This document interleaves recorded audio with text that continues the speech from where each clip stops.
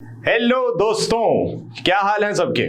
उम्मीद करता हूं सब बहुत ही मस्त और मौज में बैठे होंगे, खुशी से एक्साइटेड बैठे होंगे आप, क्योंकि अब बारी आ गई है हमारी अकाउंटेंसी की इस यात्रा को कंटिन्यू करने की।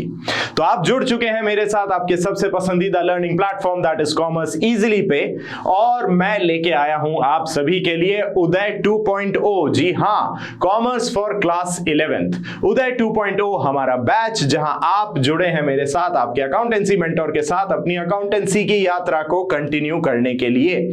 तो उम्मीद के साथ आशा करता हूं कि आप पूरी तरह से तैयार हैं कि भाई अब जो जर्नी हम करने जा रहे हैं ना, वो बहुत ही स्टैंडर्ड वाली होने वाली है। It is going to be a very standard journey. बार बार स्टैंडर्ड क्यों कह रहे हैं सर आप? जानना चाहोगे क्यों कह रहा हूं? क्योंकि आज जो चैप्टर हम स्टार्ट करने जा रहे हैं उसका नाम ही है अकाउंटिंग स्टैंडर्ड्स। यस, आप लोगों ने इंट्रोडक्शन पढ़ लिया है अकाउंटेंसी का, आपने बेसिक अकाउंटिंग टर्म्स पढ़ लिए थे, जहां से आपको यह पता चला कि भाई कहानी सिर्फ 27 टर्म्स की नहीं है, कहानी उससे कहीं और ज्यादा शब्दों की है जो हम आगे देखेंगे। It is going to be an interesting journey, ये मेरा वादा था आप लोगों से, और उसी इंटरेस्टिंग जर्नी में आज हम पहुंच चुके हैं कि ऐसे शहर जिसका नाम ही बहुत स्टैंडर्ड वाला है। Like I said, accounting standards. तो हमने बेसिक अकाउंटिंग टर्म्स भी देखे, वहां से हम थोड़ा आगे बढ़े, मैंने आप लोगों को समझाए अकाउंटिंग प्रिंसिपल्स बहुत अच्छे से पढ़े थे, क्योंकि प्रिंसिपल्स समझने बहुत जरूरी थे। वहीं से अब आज हम स्टैंडर्ड्स के बारे में समझेंगे। देन वी मूव्ड अहेड, हमने आगे देखा प्रोसेस ऑफ अकाउंटिंग और basis of accounting. Basis of accounting में आपने समझा कि देयर आर टू बेसिस, कि भैया अकाउंटेंसी जो होती है या अकाउंटिंग जो होती है वो या तो कैश बेसिस पे हो सकती है अगर आप कोई प्रोफेशनल हैं जैसे कि डॉक्टर या वकील साहब, और साथ के साथ ही अक्रूवल बेसिस पे भी हो सकती है, जो कि प्रेफर किया जाता है अगर आपका बिजनेस है। क्योंकि अक्रूवल बेसिस आपको बताता है क्या आप लोगों को याद है? अक्रूवल बेसिस 4 कॉन्सेप्ट्स कंसिडर करके चलता था।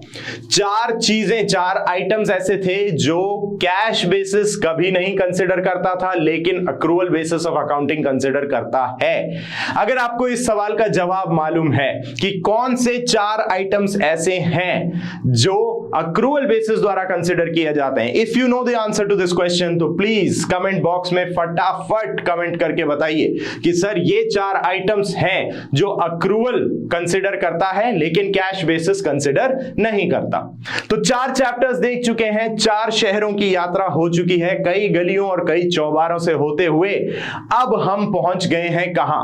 हम पहुंच गए हैं आपके थ्योरेटिकल फ्रेमवर्क के 5th चैप्टर पे, दैट इज अकाउंटिंग स्टैंडर्ड्स। मैंने कहा है आप लोगों से this is going to be an interesting journey, पर जर्नी की शुरुआत में भी कभी कभी ऐसा होता है, जैसे अगर आपने फ्लाइट्स ली हैं तो फ्लाइट पहले क्या करती है? पहले आपको गेट से बिठा दिया जाता है फ्लाइट में, उसके बाद फ्लाइट थोड़ी देर रनवे पे टैक्सी करते हुए जाती है और एक जगह जाके रुकती है, वहां से एकदम धड़ल्ले से उड़ती हुई जाती है ना फ्लाइट। तो अभी बस यही मान लीजिए कि अकाउंटेंसी की हमारी जर्नी में हम रनवे पर टैक्सी कर रहे हैं, फ्लाइट पहुंचने वाली है जस्ट अपने रनवे पे, और वहां से फिर ऐसे भग के उड़ान भरेगी कि बस देखते रह जाओगे। करना क्या है? करना वही है जो मैं आपको हर क्लास के दौरान कहता हूं कि एकदम सीधे ध्यान से बैठ जाइए, सावधान होके कुर्सी की पेटियां कस के बांध लीजिए और अपने कैपेबल पायलट पे पूरा भरोसा रखिए, क्योंकि टर्बुलेंस अगर आएगा भी तो मैं संभाल लूंगा। वैसे तो मैं किसी ऐसे एरिया में जाने ही नहीं दूंगा जहां पे टर्बुलेंस हो, बट अगर आता भी है तो टेंशन नहीं, घबराना नहीं, हम है ना, संभाल लेंगे। चलिए इसी के साथ शुरू करते हैं आप लोगों का chapter number 5, that is accounting standards. हम आज के सेशन में देखेंगे अकाउंटिंग स्टैंडर्ड्स का इंट्रोडक्शन, उसकी जरूरत क्या है, and the nature of accounting standards. तो इंट्रोडक्शन क्या दूं मैं आपको अकाउंटिंग स्टैंडर्ड्स का?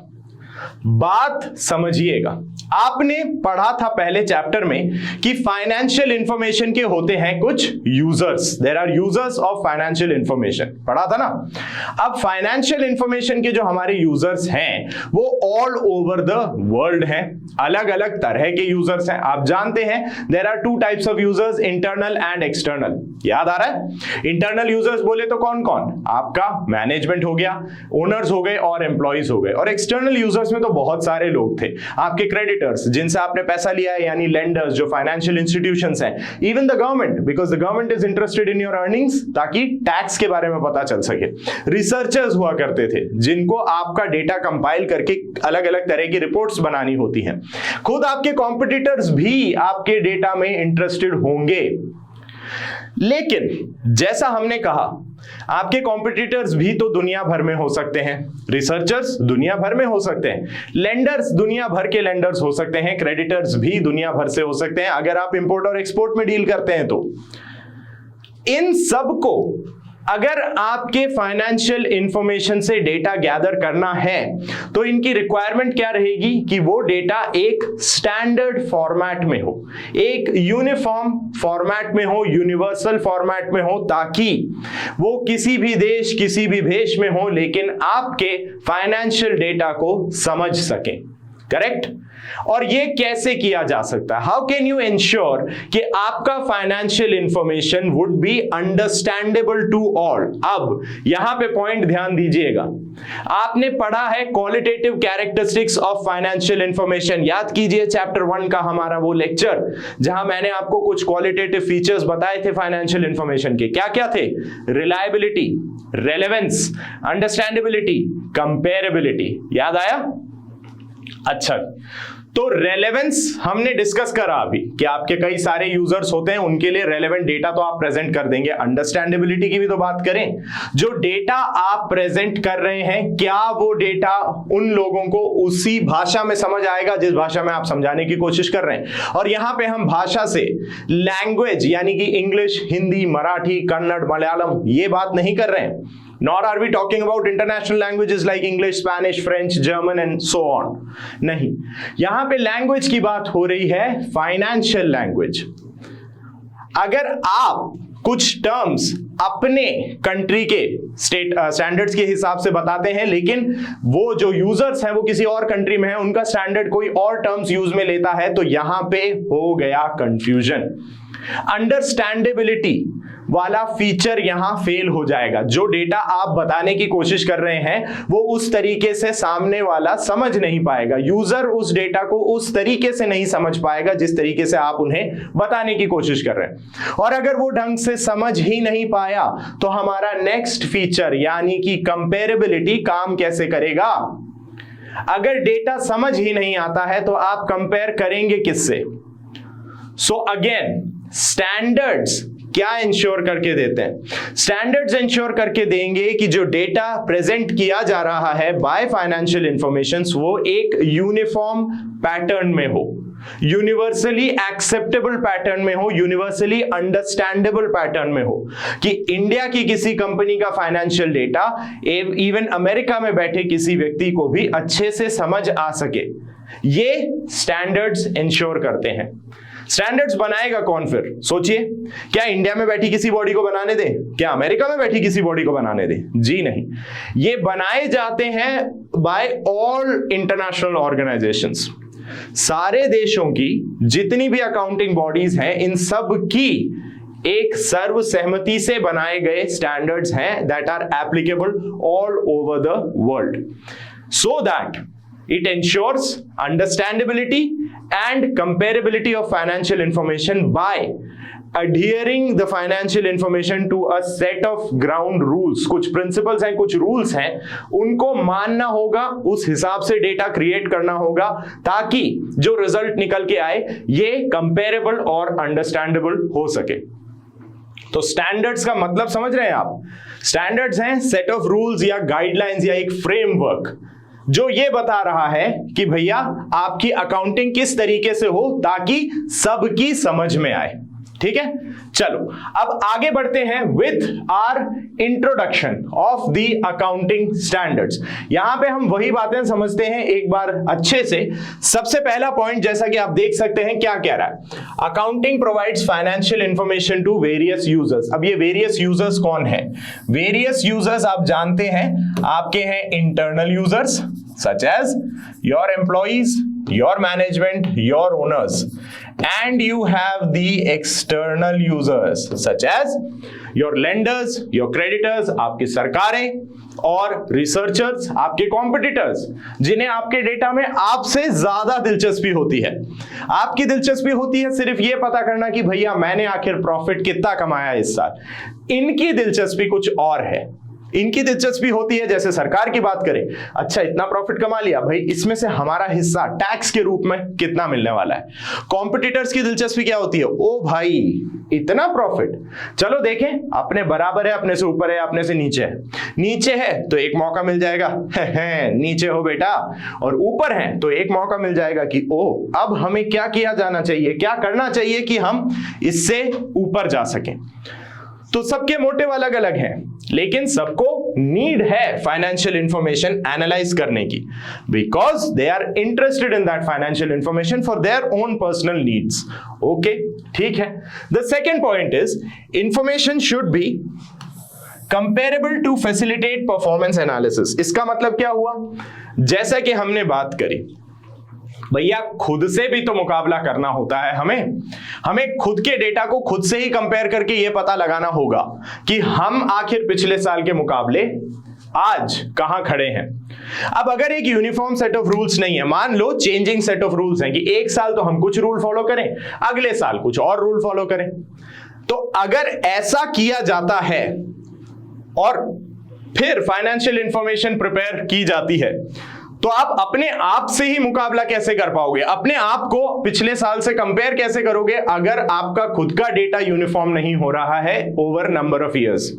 एक साल से दूसरे साल जो डेटा बन के आ रहा है, अगर वो खुद एक स्टैंडर्ड रूल फॉर्मेट या फॉर्मेट फॉलो नहीं कर रहा, तो आप कैसे अपने आप को खुद से ही कंपेयर कर पाएंगे।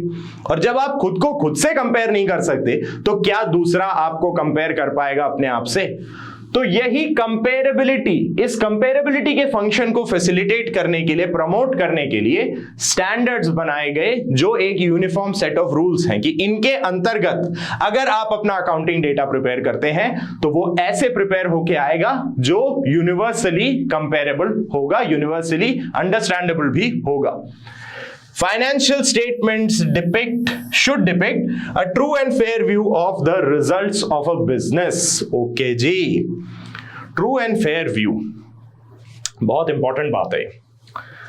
आपने एक अकाउंटिंग कन्वेंशन पढ़ा था, कन्वेंशन क्या था, नाम बोलूंगा समझ आ जाएगा, याद आ जाएगा, full disclosure.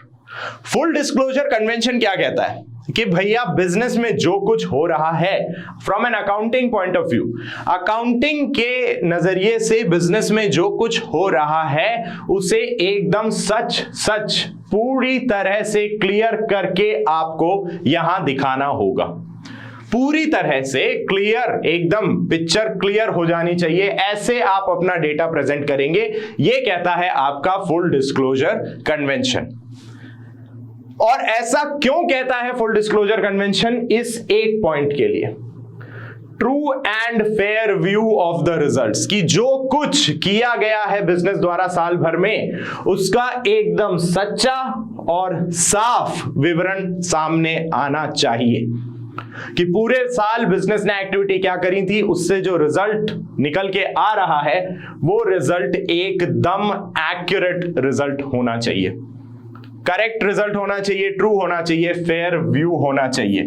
This is as per the full disclosure convention. Full disclosure convention आपसे ये बात कहता है।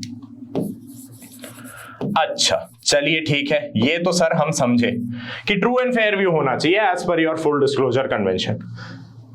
बात आती है अगले सवाल की कि सर आखिर ये ट्रू एंड फेयर व्यू है क्या भला? What is this true and fair view?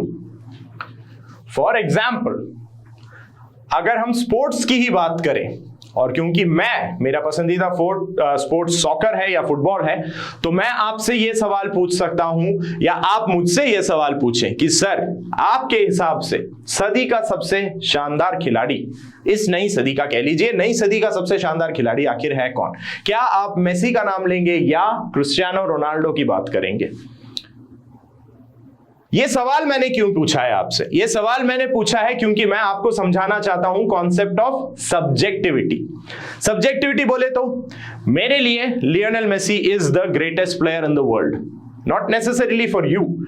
आप में से कई लोग शायद क्रिस्टियानो रोनाल्डो के फैन होंगे, बिल्कुल सही बात है, अपनी जगह हम दोनों ठीक हैं, इस बात पे कोई लड़ाई करने की बात आती नहीं है, कोई जरूरत भी नहीं है, क्योंकि यही कॉन्सेप्ट है सब्जेक्टिविटी का। मुझे रोनाल्डो से कोई परेशानी नहीं है, मेरे ओपिनियन में Lionel Messi is the greatest. आपका व्यू पॉइंट कुछ और हो सकता है, आपके हिसाब से हो सकता है Cristiano Ronaldo is the best. दोनों अपनी अपनी जगह सही हैं। प्रॉब्लम है सब्जेक्टिविटी का, हमारी सोच का, हमारे ओपिनियन का, हमारे पर्सनल बायस का। I favor a certain person or a certain player. You may not favor that player. You may favor some other player. आपको कोई और प्लेयर पसंद हो सकते हैं, बिकॉज वो आपका जजमेंट है, आपका ओपिनियन है। तो ट्रू एंड फेयर व्यू के कॉन्सेप्ट में भी तो यही परेशानी हुई ना। ट्रू एंड फेयर व्यू के कॉन्सेप्ट के साथ भी यही बात हुई। जो मेरे लिए ट्रू और फेयर है, जरूरी नहीं है आपके लिए ट्रू और फेयर वो हो। मैं बिजनेस का ओनर हूं, मेरे लिए ट्रू और फेयर क्या चीज हुई? जहां मेरा प्रॉफिट, मेरे बिजनेस का प्रॉफिट सबसे ऊपर दिखे, सबसे अलग दिखे, सबसे ज्यादा दिखे। मेरा कोई कॉम्पिटिटर मेरे आसपास है ही नहीं, कोई कंपटीशन ही नहीं है मैदान में। ऐसा नतीजा मेरे लिए ट्रू एंड फेयर हो सकता है, और वो नतीजा लाने के लिए मैं कोई भी तरीका भी अपना सकता हूं। मेरी नजर में ट्रू एंड फेयर है, जैसा कि कहा जाता है all's fair in love and war, and a business is a bit of both. You love your business and you're always at war with your competitors, right? So business is a bit of both, love and war, and everything is fair in love and war, as they say. प्यार और जंग में सब कुछ जायज है, और business तो इन दोनों का कॉम्बिनेशन है। आप प्यार भी करते हैं अपने बिजनेस से, और दुश्मनों से जंग तो चलती ही रहती है, कॉम्पिटिटर से जंग तो कंटिन्यूस चलती है, तो सब कुछ जायज है। तो मैं जो तरीके अपना रहा हूं, या जो अकाउंटिंग में जिस तरीके का कुछ ऊंच नीच करके दिखा रहा हूं, मेरा प्रॉफिट बढ़ाया हुआ, मेरे लिए तो वो सब कुछ सच्चा और साफ है जी। आपके लिए, सरकार के लिए, कानून के लिए भी वो गलत हो सकता है, मेरे लिए नहीं है। तो यहां पे इस चीज को ही इरेडिकेट करना था, to remove subjectivity. To remove subjectivity हम लेके आए जी आपके स्टैंडर्ड्स, जिन्होंने इंश्योर करा कि भैया एक कॉमन प्लेटफॉर्म पे फाइनेंशियल डेटा प्रिपेयर करा जाएगा। Standards ensure that the financial data or the financial statements or financial records are prepared using a uniform set of rules which ensures comparability as well as a common base। तो true and fair view अब यहां से, क्योंकि हमने subjectivity हटा दी है, हम objective basis पे आ गए। अब आप पर्सनल बायस यूज में नहीं ले रहे, आपको गाइडलाइंस दे दी गई, आपको रूल्स बता दिए गए, एक फ्रेमवर्क प्रेजेंट कर दिया गया कि भैया इस हिसाब से डेटा बनाइएगा तो किसी तरह की कोई परेशानी नहीं आएगी। आपने कहा ठीक है, मंजूर है साहब, क्या दिक्कत है। अब बात करते हैं कि अकाउंटिंग स्टैंडर्ड्स आखिर हैं क्या। Accounting standards may be defined as written statements issued from time to time by institutions of accounting professionals specifying uniform rules or practices for preparing financial statements। तो हमने यही बात समझी, कुछ सेट ऑफ रूल्स हैं जो बार बार टाइम टू टाइम इशू करे जाते हैं, किसके द्वारा? अकाउंटिंग प्रोफेशनल्स की बॉडीज जो है। फॉर एग्जांपल इंडिया की अगर हम बात करें तो इंडिया में the accounting standards are issued, monitored and regulated by, कौन करता है इंडिया में भैया? आपका ICAI, the institute of chartered accountants of India, 1949 में special act of the parliament द्वारा एस्टैब्लिश्ड। ये 1949 से अकाउंटिंग प्रोफेशन को रेगुलेट और मॉनिटर कर रहे हैं। लगभग आजादी की समय की ही बात मान लीजिए, आजादी मिलने के 2 साल बाद से ये बॉडी कॉन्स्टेंटली वर्क कर रही है टू इंश्योर कि हमारी अकाउंटिंग एकदम टिप टॉप चलती रहे। उसके लिए कई स्टैंडर्ड्स इन्होंने इशू करे हैं, स्टैंडर्ड्स हम आगे देखेंगे भी। अभी फिलहाल बारी आ गई है आगे चलने की, क्योंकि अब हम देखने जा रहे हैं the nature of your accounting standards. तो अकाउंटिंग स्टैंडर्ड्स के नेचर की अगर हम बात करें तो सबसे पहले बात आती है द फर्स्ट पॉइंट। क्या कहता है? Standards lay down the norms as to how transactions should be recorded and disclosed in financial statements. जो भी फाइनेंशियल ट्रांजैक्शंस आप कंडक्ट कर रहे हैं उन्हें किस तरीके से अपने रिकॉर्ड्स में दिखाया जाना चाहिए और उसके बेसिस पे कैसे फाइनेंशियल स्टेटमेंट्स प्रिपेयर होंगे, ये डिसाइड करके बताते हैं आपको अकाउंटिंग स्टैंडर्ड्स।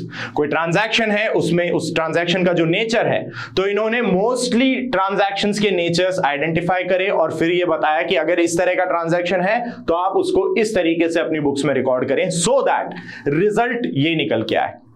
और ये स्टैंडर्ड्स यूनिवर्सली एक ही तरह से एप्लीकेबल हैं। तो इंडिया में लोकेटेड बिजनेस भी उस पर्टिकुलर ट्रांजैक्शन को वैसे ही ट्रीट करेगा जैसा यूके या यूएस में सिचुएटेड कोई बिजनेस। तो अब कंपेरेबिलिटी की जो प्रॉब्लम थी कि कंपेयर ही नहीं कर पाएंगे यार, कैसे कंपेयर करेंगे यार, ये प्रॉब्लम हमने हटा दी है। The second point, the second nature is standards remove the diverse practices so that financial statements of different businesses become comparable. Diverse practices का क्या मतलब होता है? जैसा हमने बात करी, जैसा देश वैसा भेष, सही है? तो अलग अलग कंट्रीज में ऐसा हो सकता था कि अकाउंटिंग पॉलिसीज या प्रैक्टिसेस डिफरेंट थी। भाई किसी के रीति रिवाज अलग हैं, किसी और के रीति रिवाज कुछ और भी तो हो सकते हैं। जैसे ही बाउंड्री बदल गई, यहां तो स्टेट बाउंड्री बदलते ही रीति रिवाज चेंज हो जाते हैं, कल्चर चेंज हो जाता है। तो कंट्री की बाउंड्री बदलते तो बहुत सारी चीजें चेंज हो जाती हैं। लैंग्वेज चेंज है, कल्चर चेंज है, ट्रेडिशंस चेंज है, कन्वेंशंस चेंज है। तो आप जो सदियों से करते आ रहे थे, जरूरी नहीं है कोई और भी वैसे ही सोच रहा हो या कर रहा हो। तो यहां पे बात क्या आई कि अलग अलग कंट्रीज में जो अलग अलग प्रैक्टिसेस अभी तक चलन में थी, हमने उन सभी प्रैक्टिसेस पे थोड़ी सी लगाम कसते हुए क्या कहा कि भैया सभी प्रैक्टिसेस का बेस्ट हमने उठाया और एक सेट ऑफ रूल्स आपके सामने रखे कि ये अब हर कंट्री की बेस्ट प्रैक्टिसेस हैं। इन प्रैक्टिसेस या इन तरीकों को फॉलो कीजिए। उसके बेसिस पे बनाए हुए फाइनेंशियल स्टेटमेंट्स आप खुद देख के हैरान हो जाएंगे, क्योंकि अब किसी के बीच में किसी तरह का कोई भेदभाव या डिफरेंस नहीं रहेगा। They will be universal. तो डिफरेंट बिजनेसेस हों या डिफरेंट बिजनेस मतलब आपके कंट्रीज अलग अलग हों, सब जो डाइवर्स प्रैक्टिसेस फॉलो करते थे, हमने वो एक कॉमन प्लेटफॉर्म पे लाके खड़े कर दिए। थर्ड पार्ट क्या कहता है? Standards limit the areas for an accountant to function in but do not cause rigidity. याद कीजिए पहला चैप्टर जब हमने डिस्कस करा था, वहां मैंने आपको अकाउंटेंसी के बारे में कुछ मजेदार बातें भी बताई थी। यहां तक कि ये बात भी हुई थी कि सर अकाउंटेंसी साइंस भी है और आर्ट भी है। हमने एक डिबेट क्रिएट करवा दिया था उस टाइम पे जब हमने अकाउंटेंसी को पार्ट ऑफ साइंस बोला, कि साइंस थोड़ा सा ऑफेंड हो गया उस टाइम पे कि ऐसी क्या बात कर रहे हो, कॉमर्स की ब्रांच साइंस का पार्ट है। तब हमने क्या बात कही थी कि साइंस का पार्ट है, क्योंकि ठीक साइंस की तरह कॉमर्स के इस ब्रांच में अकाउंटेंसी में भी थोड़े सेट ऑफ रूल्स हैं। जस्ट लाइक ग्रेविटी, कुछ चीज ऊपर फेंकेंगे धरती पे, वो नीचे ही आके गिरेगी बिकॉज देयर इज ग्रेविटी। ठीक उसी तरह यहां पे जो स्टैंडर्ड्स हैं, ये वो रूल्स हैं, बिल्कुल साइंस के प्रिंसिपल्स की तरह, साइंस के रूल्स की तरह। ये वो रूल्स हैं जो इंश्योर करते हैं कि भैया इस दायरे में रहकर ही काम करना होगा। लेकिन वहीं हमने दूसरी बात भी समझी कि दायरे में रहते हुए आप अपनी जो कलाकारी दिखाना चाहते हैं वो दिखा सकते हैं। That is why accountancy is an art as well. There are a set of rules. Set of rules हैं, इसीलिए साइंस है। लेकिन उन रूल्स के अंदर रहते हुए, उन रूल्स के कंट्रोल में चलते हुए आप जो चाहे कर सकते हैं, जिस तरीके से चाहे डेटा क्रिएट कर सकते हैं। That is why it is an art as well. तो स्टैंडर्ड्स एक अकाउंटेंट की लिमिट कर देते हैं एरिया कि कहां आप काम कर सकते हैं, वो आपने लिमिट कर दिया। लेकिन उस एरिया में क्या क्या काम किया जा सकता है, इस पे कोई बाउंडेशन नहीं रखी। There is no rigidity regarding that. अब स्टैंडर्ड्स के बारे में इतना कुछ ज्ञान हो गया, तो क्यों ना थोड़ी सी मजाकिया बातें भी हो जाए। अब आप सोच रहे होंगे कि सर स्टैंडर्ड्स आपने बोला ICAI इशू कर रहा है 1949 से, लेकिन हमारे दिमाग में ना कुछ और चल रहा है। अभी हमें लगता है कि स्टैंडर्ड्स बने हैं कुछ इस फॉर्मेट पे, ऐसा कुछ हुआ होगा, उसी को ICAI कह रही होगी कि भैया ये अब हमारे स्टैंडर्ड्स हैं, क्योंकि इनसे कौन ही भिड़ने आएगा। करेक्ट है, ये तो कुछ भी कर सकते हैं, करने देते ही नहीं, और हम भी यही मान लेते हैं कि शायद ऐसा ही हो, उन्हें ही स्टैंडर्ड्स कहा जा रहा हो। करेक्ट। चलिए, मजाकिया बातें हो गई हैं, तो अब थोड़ा सा मोटिवेशनल बातें भी हो जाए। तो मेहनत हमें करते रहना है। मेहनत हमें क्यों करते रहना है, उसके पीछे एक बहुत बड़ा कारण है कुछ ऐसा, क्योंकि बेटा किस्मत मौका तो सबको देगी, किस्मत मौका तो सबको देगी, लेकिन उस मौके का फायदा उठा के आगे कौन बढ़ पाता है, वो जो मेहनत करेगा। इसीलिए हम ये लाइंस आपके लिए लेके आए कि किस्मत मौका देती है, लेकिन मेहनत सबको चौंका देती है। मेहनत कीजिए, दुनिया को चौंकाने की तैयारी में लगे रहिए और ऐसे ही आगे बढ़ते रहिए। इसी दुआ के साथ बढ़ते हैं हम आगे विथ आवर नेक्स्ट टॉपिक। तो अब मैं आपके लिए लेके आया हूं अकाउंटिंग स्टैंडर्ड्स की list. There is a list of standards, but घबराइए मत, आपको ना ये लिस्ट याद करनी है ना रटनी है, बस थोड़ा सा एक बार देख लेना है। ये मान लीजिए कि ये एक छोटा सा प्यारा सा चुन्ना सा बच्चा है जिसे आपको अपनी गोद में खिलाना है, लेकिन गौर फरमाइएगा ये बच्चा थोड़े समय बाद बड़ा होगा, प्रोटीन सप्लीमेंट्स लेगा, जिम भी जाएगा और बहुत ताकतवर होकर आपके सामने आएगा। जब आप फर्दर स्टडीज में पहुंचेंगे, यानी क्लास 12th के बाद जब आप फर्दर स्टडीज कर रहे होंगे in accountancy, you will get to learn these standards in detail, you will have to learn these standards in detail. अभी के लिए आपके क्लास 11th के करिकुलम के लिए इन स्टैंडर्ड्स के बारे में बस इतनी ही जानकारी देनी है कि ये स्टैंडर्ड्स हैं क्या, कितने स्टैंडर्ड्स हैं, क्या क्या इनके नाम है, बस उतनी सी बात करते हैं। फटाफट आगे चलते हैं, देखते हैं हमारे लिस्ट ऑफ स्टैंडर्ड्स को। आप पाएंगे लिस्ट में भी कुछ इंटरेस्टिंग फीचर्स, देखने को तैयार हो? चलो आओ देखते हैं भैया लिस्ट क्या है। So these are your accounting standards issued by ICAI, the Institute of Chartered Accountants of India.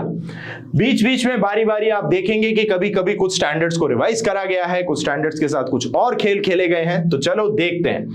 सबसे पहला accounting standard AS1, disclosure of accounting policies. Yes, ये है आपके फुल डिस्क्लोजर कन्वेंशन पे। फुल डिस्क्लोजर के लिए उन्होंने सबसे पहला ही बना दिया भैया, पहला स्टैंडर्ड ही यही कहता है कि क्या अकाउंटिंग पॉलिसी है ये बताते चलो, कौन सी पॉलिसी फॉलो कर रहे हो, ये सब कुछ हमें यहां पे पता होना चाहिए। तो पहला convention, the full disclosure convention, पहले स्टैंडर्ड में ही कवर कर लिया। सेकंड आया आपका valuation of inventories. Inventory valuation बहुत इंटरेस्टिंग चीज है।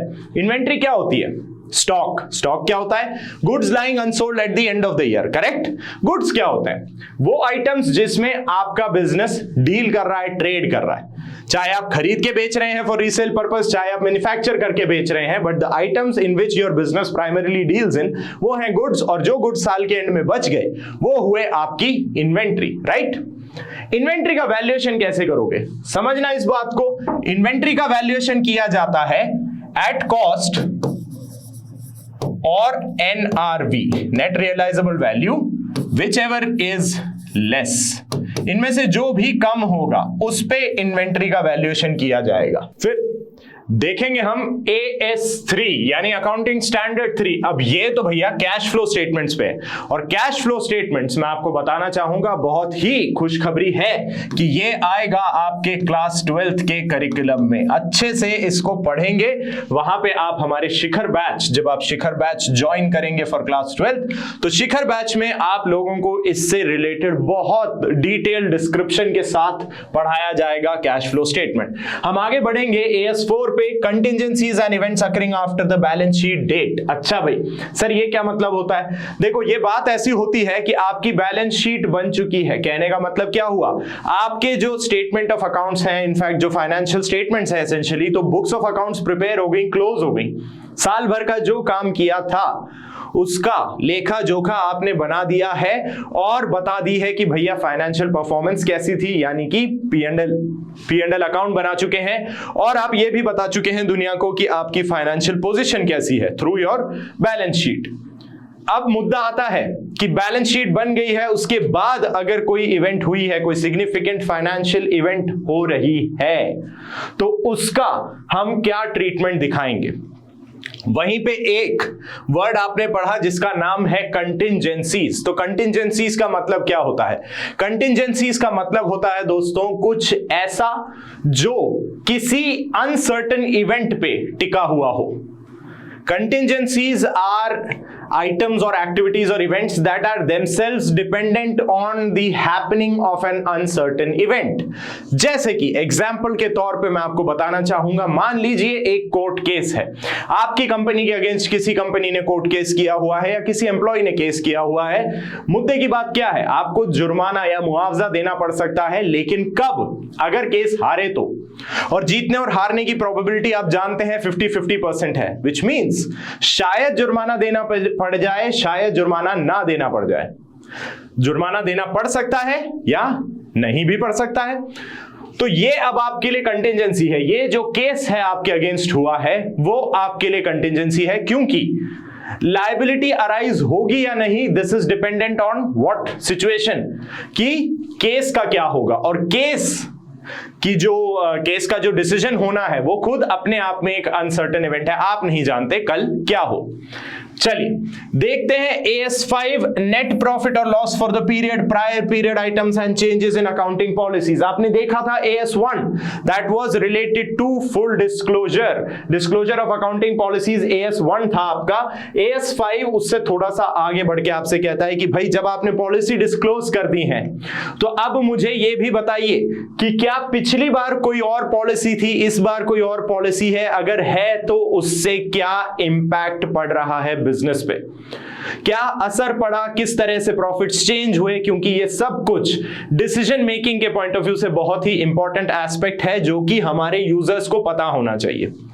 आगे बढ़ेंगे AS6, जी हां, डेप्रिसिएशन अकाउंटिंग डिटेल में पढ़ेंगे। कहां पे? क्लास 11th में ही सर। ये यहीं पे अच्छे से समझ लेना है, क्योंकि डेप्रिसिएशन एक ऐसी गाथा है जो अब आप मान सकते हैं आपके जीवन का हिस्सा बन चुका है। डेप्रिसिएशन जब तक आप अकाउंटेंसी पढ़ेंगे आगे भविष्य में, डेप्रिसिएशन आपको हर मौके पे, हर मोड़ पे बार बार आपसे रूबरू होगा। तो डेप्रिसिएशन हम क्लास 11th में ही बहुत अच्छे से देख लेंगे। हम आगे बढ़ेंगे AS7 कंस्ट्रक्शन कॉन्ट्रैक्ट्स। आपके कोर्स में नहीं है, लेकिन अगर आप एक कंस्ट्रक्शन कंपनी है, इंफ्रास्ट्रक्चर डेवलपमेंट कंपनी है, तो आपके लिए ये AS बहुत इंपॉर्टेंट हो जाता है। कंस्ट्रक्शन कॉन्ट्रैक्ट्स वाला अकाउंटिंग स्टैंडर्ड आपको ये बताता है कि किस तरह आपकी रेवेन्यू का रिकॉग्निशन किया जाना चाहिए। क्यों? क्योंकि इंफ्रास्ट्रक्चर प्रोजेक्ट्स जो होते हैं वो कई सालों तक चलते हैं। डैम बनाना है, सड़क बनाने, हाईवे बनाने आपको, तो ये कोई ऐसे प्रोजेक्ट नहीं है जो एक साल के अंदर बनके खड़े हो जाएंगे, तैयार हो जाएंगे। इनमें काफी टाइम लगता है, और ये टाइम जब स्पेंड ज्यादा हो गया, स्प्रेड ज्यादा हो गया, तो आपने एक कॉन्सेप्ट पढ़ा है अकाउंटिंग पीरियड। तो अब इनका अकाउंटिंग पीरियड अकाउंटिंग साइकिल या ऑपरेटिंग साइकिल के हिसाब से एक साल से ज्यादा ड्यूरेशन के लिए स्प्रेड आउट होगा। उस केस में किस तरीके से अकाउंटिंग की जानी चाहिए बताएगा आपको AS7 कंस्ट्रक्शन कॉन्ट्रैक्ट्स। अब ठहर जाओ, गिनती आप सभी को आती है, फर्स्ट क्लास से काउंटिंग सबने देख रखी है कि सर 1 2 3 4 5 6 7 के बाद हमेशा 8 आता है। और यहां पे बहुत ही मजेदार बात हम कहना चाहेंगे। व्हाई? हम ये कह सकते हैं, आपने वो पुराना जोक सुना होगा कि 10 को 7 से डर क्यों लगता है। Why is 10 afraid of 7? Because 7 8 9, इसे हिंदी में ट्रांसलेट करें तो 7 ने 9 को खा लिया, लेकिन यहां पे 7 ने 8 को खा लिया लगता है। तो 7 ने 8 को खाया नहीं है। 8 पे इससे पहले एक दूसरा अकाउंटिंग स्टैंडर्ड हुआ करता था, which has been removed. Fixed assets के नाम से एक अकाउंटिंग स्टैंडर्ड था, उसे हटा दिया गया है। उसकी जगह हम आगे देखेंगे अलग 2 स्टैंडर्ड्स सब्स्टिट्यूट कर दिए गए हैं। यहां पे हम सीधे जंप करते हैं AS7 से AS9 related to your revenue recognition. याद कीजिए, रेवेन्यू रिकॉग्निशन हमने पूरा का पूरा कॉन्सेप्ट पढ़ा है रेवेन्यू रिकॉग्निशन का, जो कि खुद अक्रूवल वाले फंडामेंटल अजम्पशन से निकल के आया था। इसके आगे देखेंगे AS10, ये आ गया जी आपका फिक्स्ड एसेट्स, जिसका नाम पहले फिक्स्ड एसेट्स हुआ करता था, उसे बदल के अब कर दिया गया है property plant and equipment. AS8 को 2 AS में बांटा गया, एक AS आपके फिक्स्ड एसेट से रिलेटेड है यानी टैंजिबल एसेट से, और AS26 हम आगे देखेंगे इंटैंजिबल एसेट से रिलेटेड है। आगे बढ़ते हैं AS11, effect of changes in forex rates. ये आप पढ़ते हैं इकोनॉमिक्स में, फॉरेन एक्सचेंज करेंसी की रेट्स में जो चेंज होते हैं। आपने जब ट्रांजैक्शन एंटर करा था तब डॉलर की रेट कुछ और थी, जब पैसा रिसीव करने की बारी आई तब डॉलर की रेट चेंज हो गई थी। क्या होगा उस सिचुएशन में, किस तरीके से उसकी अकाउंटिंग की जाएगी, बताता है आपको AS11। AS12 is accounting for government grant, सरकार से मिली कोई सहायता राशि किस तरह से दिखाई जाएगी आपकी बुक्स ऑफ अकाउंट्स में, गवर्नमेंट ग्रांट्स वाला AS आपको ये बताएगा। 13 इज इन्वेस्टमेंट अकाउंटिंग, आपने किसी और कंपनी के शेयर्स में इन्वेस्टमेंट करा है, म्यूचुअल फंड्स में इन्वेस्ट करा है, किसी और कंपनी में लोन दे रखा है, किसी भी तरह का इन्वेस्टमेंट हो, डिवेंचर्स परचेज कर रखे हैं, how will you record these investments in your books is dealt by AS13। AS14 है अमालगमेशंस। जी हां, 2 कंपनियां आपस में मिल रही हैं, 2 कंपनियां हैं जिन्हें आपस में मिलके एक नया बिजनेस एम्पायर खड़ा करना है। अमालगमेशंस 2 तरीके के हो सकते हैं, amalgamation by purchase and amalgamation by merger. Purchase में बात यह होती है कि एक कंपनी ने दूसरी कंपनी को निगल लिया, एक तरह से मैं यही कहूंगा निगल लिया, यानी मैंने उसे अक्वायर करके अपने अंदर मिला लिया। एंड अमालगमेशन बाय मर्जर का मतलब होता है 2 कंपनीज मिलके साथ आई, दोनों का अपना अस्तित्व बरकरार है और एक तीसरा ऑर्गेनाइजेशन बन गया है या तीसरा बिजनेस बन गया है, जहां से अब ये दोनों साथ बिजनेस करेंगे। AS15 employ benefits, gratuity, provident fund, pension, bonus, ये हर तरह के जो एम्प्लॉय बेनिफिट्स हैं अदर देन योर सैलरीज, उसके अलावा भी जो एम्प्लॉयज को बेनिफिट्स दिए जा रहे हैं उनकी अकाउंटिंग देखेंगे हम इन आर AS नंबर 15।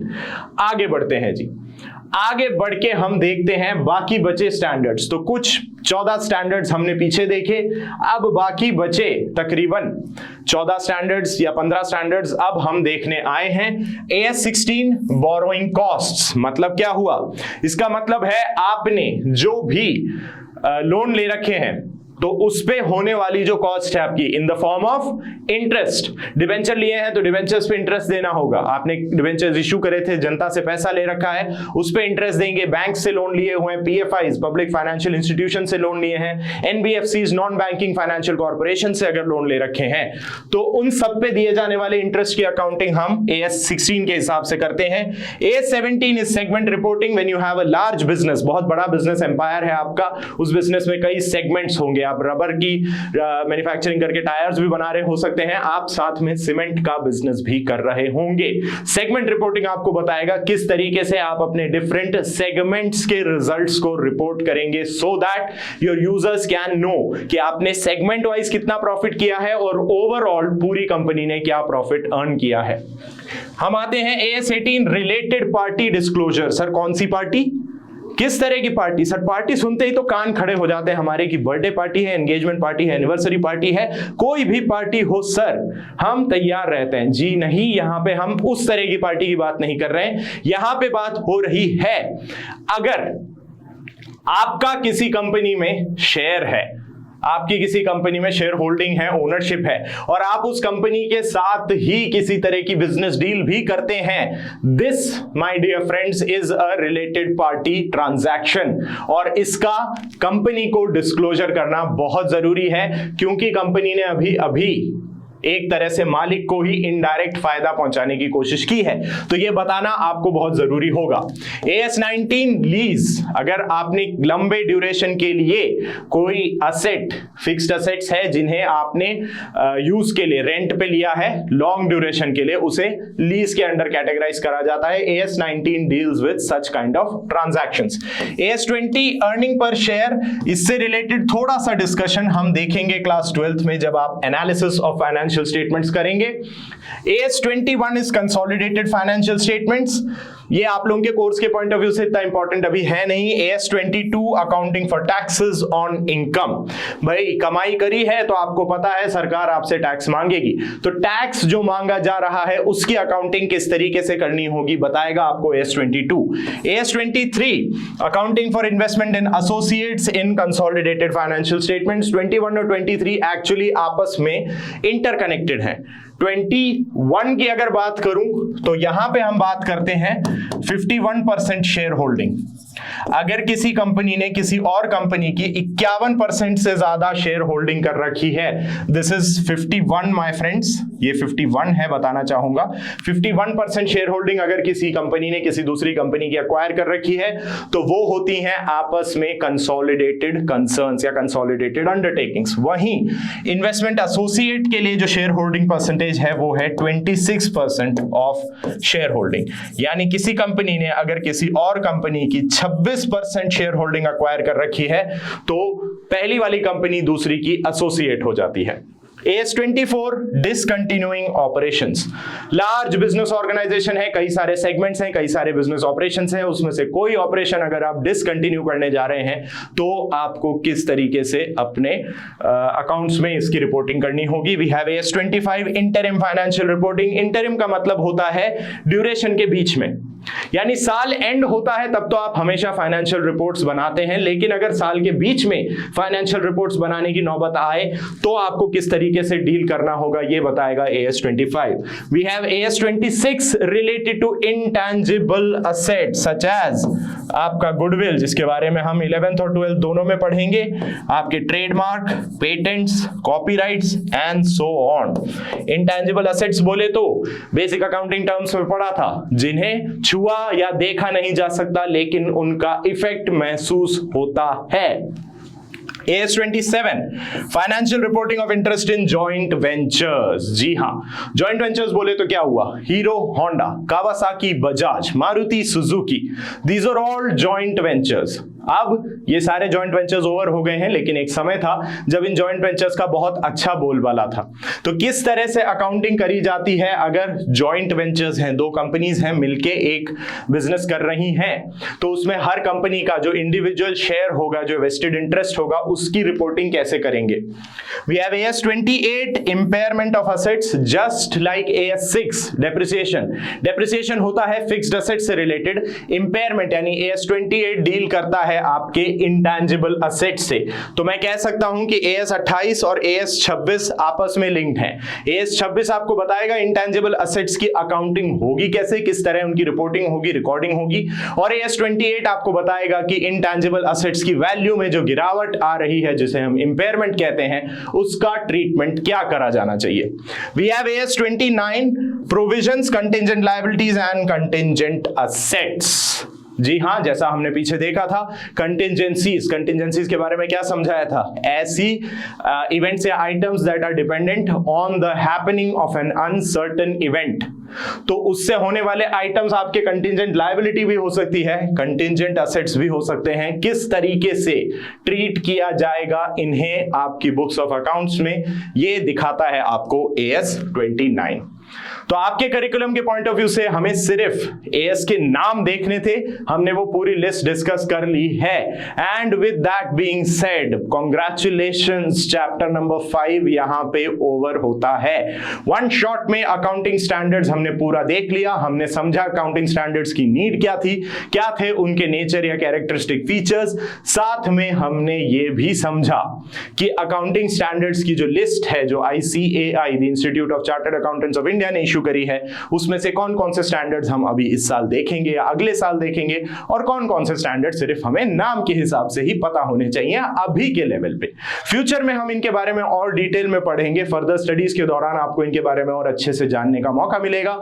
तब तक के लिए क्या कहना चाहूंगा मैं, अभी के लिए तो हम इस लेक्चर को यहीं एंड कर रहे हैं। So thank you so much for being a part of a wonderful easily family. बस एक बात कहूंगा, प्रैक्टिस करते रहिएगा, रिवीजन करते रहिएगा, and yes with a smile. मिलेंगे आप लोगों से बहुत ही जल्दी अपने अगले लेक्चर के साथ। तब तक के लिए take care guys, bye bye, see you and love you all.